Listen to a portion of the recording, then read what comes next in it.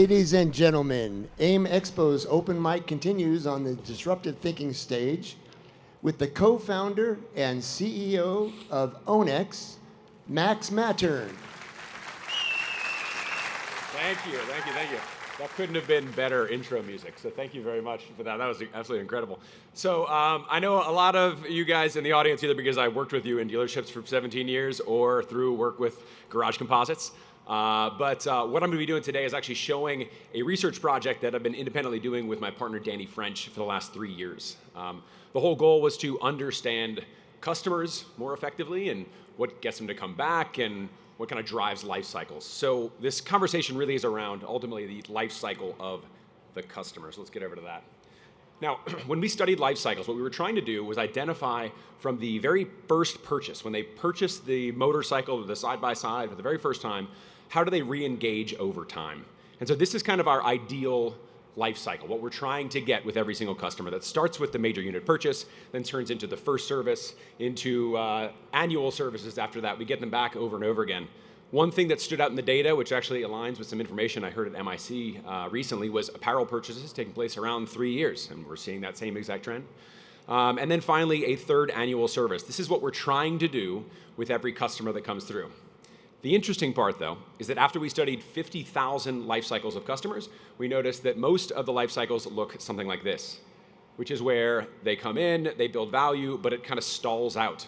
You can see increase profitability up until about 12, 13 months or so. They show up for that first annual service, and then they disappear. The value of that customer does not continue to climb as we studied these customers over long periods of time. Now, that could be for a couple different reasons. One of them is that a lot of the customers we studied were on-road units which had a warranty expiration at around 24 months, which means that maybe in those cases, that second annual service was taking place at about 26, 27 months, and there's no real need to come back to a dealer for that. But it could also simply be that the experience that happens at the dealer level up until that first annual service isn't good enough to keep coming back to. They don't want to continue to return to us. Either way, we got to figure out how to keep them around longer. And so if the average customer lasts 1.1 years for us, that's all we're seeing them for is 1.1 years, then we need to keep that customer all the way for another 2.5 years, or 2.5 times that initial purchase, to 3.3 years. That's 40 months, because that's the highest trade probability.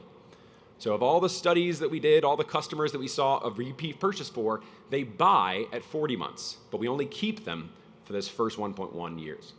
Now, how do we keep that customer 2.5 times longer? That's going to be what we cover here.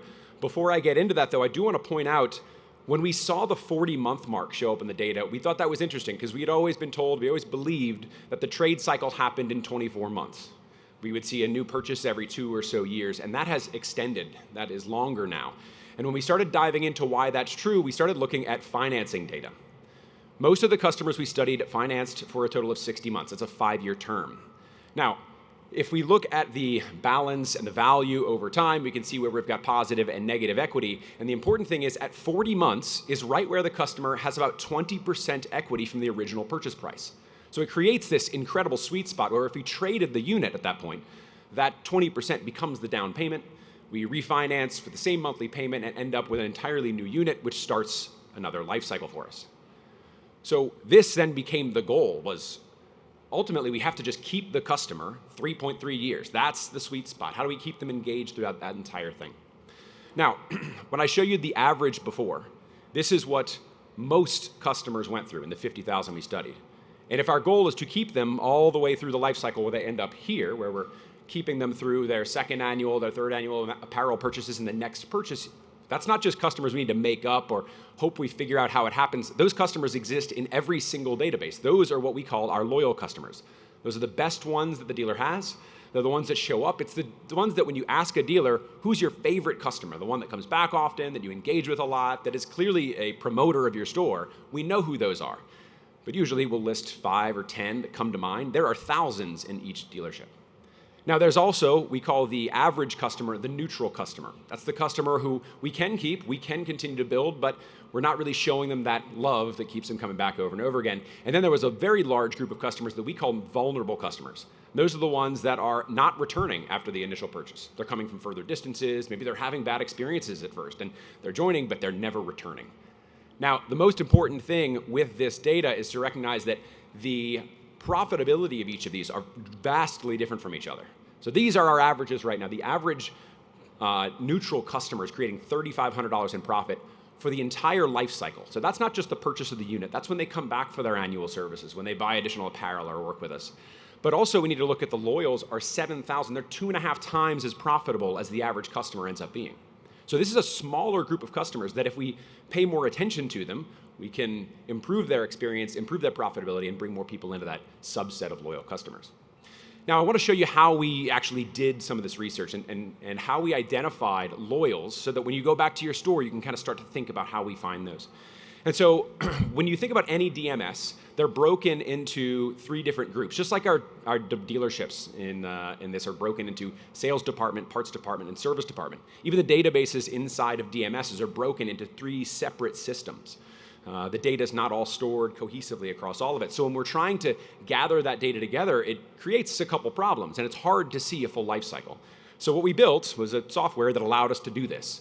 And it means that we took all of these different individual transactions and we were able to sort them by the consumer, so by the unique ID of the customer.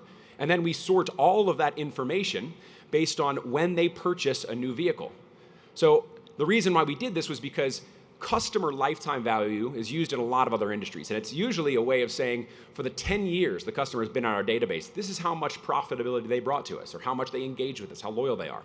But we don't have that opportunity because dealerships are all franchised and they have DMSs for different periods of time and they sold recently. So our data set wasn't consistent. So we had to find a way to make it consistent, and we did that by saying, let's start the clock when they buy the first one and then stop the clock when they buy the next one, and we're going to measure everything in between those 2. Now, once we did that, we started to find trends in those. That's kind of the beginning of the trends I showed you, but we needed to know where are the loyals, where are the neutrals, and where are the vulnerables, so we basically sorted those customers by each of those values. When we sorted them, we then broke them into the 3 subsets that we call those loyal, neutral, and vulnerable customers. Top 20% is the loyals, middle 50% is the neutral, bottom 30% is the vulnerable. And when we take all of those individual customers and kind of stack them together, we see this curve. This is, if you think of this as individual little slivers of profitability with every single customer. As we kind of go through and stack them together, you can see how much more profit comes from the loyal customer versus just our average.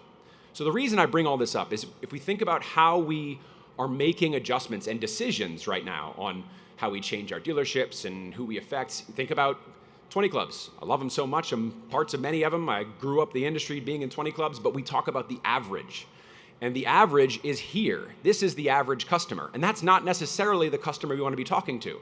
The customer that we should be focusing on and building our entire dealerships toward is this customer, the ones that fall into the loyal subset. And what I mean by that is we need to nurture those customers more. And if we do that, we can spend less on the nurturing than we do on marketing to the general public and the average customer that comes through. So think of it this way. If we look at a dealership's database and we see all these individual consumers, and we're able to say, these are your loyals, these are your neutrals, and these are your vulnerables, then we can sort those into who we really need to begin targeting. Now, I want to point out that these 3 groupings of customers are what we call enthusiasts, which is kind of a term for us to say we know they bought a unit from the dealership and we can track them. But there are lots of other customers in the database that haven't yet bought a unit. So if they came and bought a t-shirt or they brought their other unit from another dealership in for service, they're not falling into this data set, but they're still very valuable customers that can become loyals. So how do we start dragging those customers into loyals? Buy that major unit, then become a part of our ecosystem. Now, outside of even the customers, there's more than just that. We have basically our prospects, the customers who are interested, they become leads, they've been sent our way, or they're thinking about coming in and buying a unit or doing that service. Those are ones we're still trying to convince to finally spend that first dollar with us. And then if we think about the relationship with manufacturers, we've got primary market areas, right? So we've got this general market of customers. And that's everyone we're trying to really market or advertise to, get to come into our organization. So dealerships spend a tremendous amount of money trying to create awareness in this general market. And if we do a good enough job spending a ton of money, we can convince them to become a prospect. And then our team has to do a great job convincing from a prospect to become a customer. Then we get into the loyals. Whereas, what if we just took some of that $140,000 that a dealership spends on marketing each year, which is Garage Composites mentioned that at the very beginning of this program. If we took some of that $140,000 and we reallocated some of that to really improving the experience for the loyals, then we can grow the profitability of exactly who we know are loyals, which will then grow our loyal subset and grow our customer base from within. We can spend less and just pay more attention and nurture customers more to grow our business rather than hoping that the door swings soon. So, how do we actually pull some of this stuff off? I think it's important, as a previous dealer, this stuff all sounds really great and makes you feel warm and fuzzy, like here's what we should do, but we need an actionable way to pull that off. So what we've been working on is tools to help dealerships kind of coach through that idea of how do I actually nurture and what are the little things I can do along the way. So here's that life cycle I showed you before. And if we take this idea of the life cycle and turn it into what I think is an easier way to process it is the life cycle clock, then we can take the same information we have and kind of plan it out customer by customer. So they buy the major unit at 0 months, we got 10, we got 20, we got 30 months, and they buy a new major unit. And that means that every time we engage with a customer, each individual customer is on their own little clock here. And we have our purchase, which then turns into our first service, annual service, and next annual service. This is, like I showed you, the ideal customer journey when we're seeing them show back in the data. But we have to keep them coming back more than just come in and spend money with us. We need to keep them in the community, which means each of these other little hour marks on this clock are opportunities for our dealership to engage with the customer in different ways. And so I'll just show you quickly, because we don't have too much time, but I want to show you kind of how we would break those down. And the easiest way to start thinking about it is by identifying the phases of the customer life cycle. We broke the phases into 4 categories, and those are first the discovery phase. So the first quarter of this clock is when the customer has just purchased the unit. They're in the first year of ownership. They haven't gone through all the seasons yet, so they don't really know all the things that unit needs. Then we go into the engagement phase where they're starting to get more comfortable with it. They're doing more things with it. They're going out. They're meeting people. We get into a maturity phase where they've owned this unit for now 2 years. They're enjoying it, but hey, the other ones are looking pretty good, which brings them right into the evolution phase when we start transitioning them to that next unit, that next thing that they're interested in doing, which, if you remember, gets us right to the very top of that clock. So I want dealers and even manufacturers and suppliers, if we start thinking about what would you do if we were at a point 6 months into the ownership experience, how would we engage right here if we're still in discovery? The customer's still trying to figure out how they use it. Well, if it was still my store, I would say, let's call up customers and talk about accessory options. They bought it in the summer, now it's the winter. It's a lot of other things they need to make this work. Maybe then we talk in this 10-month spot, we're talking about priority maintenance because we want them coming back. And then we have service follow-ups. All of these different engagements are opportunities for us to improve the experience in that first 20 months. Now, you got to keep in mind, this part is easy. We're having customers show up for most of this area automatically without even trying. But when the customer is no longer under warranty, when they've had the unit for 2 years, my sales department forgot their name by this point, when they're not re-engaging, this side of the clock becomes a lot harder to continue to engage with. So this is the area that I think stores need to recognize, hey, somebody's getting a little long in the tooth, but it doesn't mean they're not still a rider, they're not still engaged. So we need to invite them back to our store, make them feel like they're still a part of the community and still enjoying the hobby that they signed up for 2 years ago.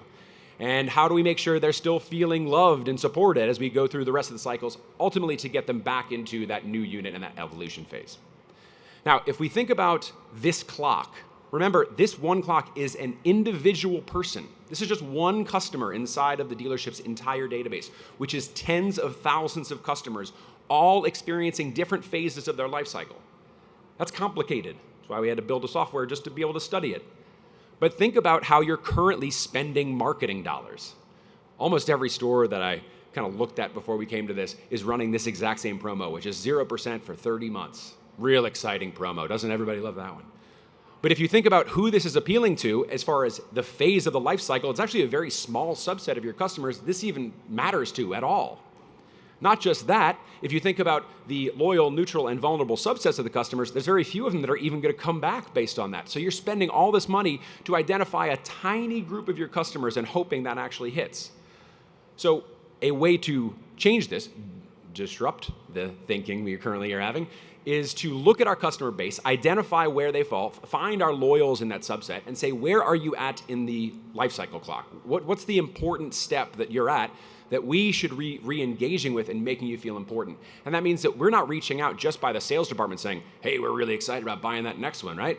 We're reaching out to say, have you had your service done? How's it running? Have you thought about these new gloves? It's getting cold outside.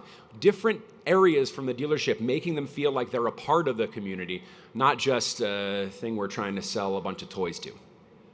So the point of all this is to ask you guys, what are you doing? Either as a dealer, what are you doing to make sure we're continuing to re-engage the customer to keep them for 3.3 years for that sweet spot?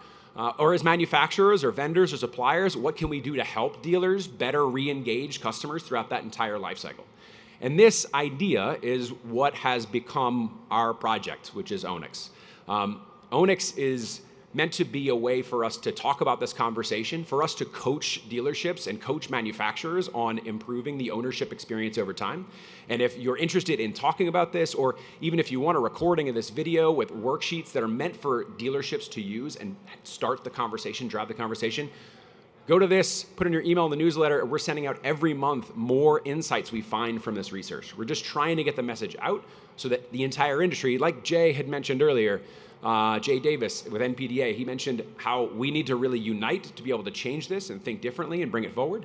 And that's really what we're trying to do, is help bring that conversation around the customer, not just the profits we need to make, because the profits will come afterwards. So thank you all so much for sitting here and coming. See you soon.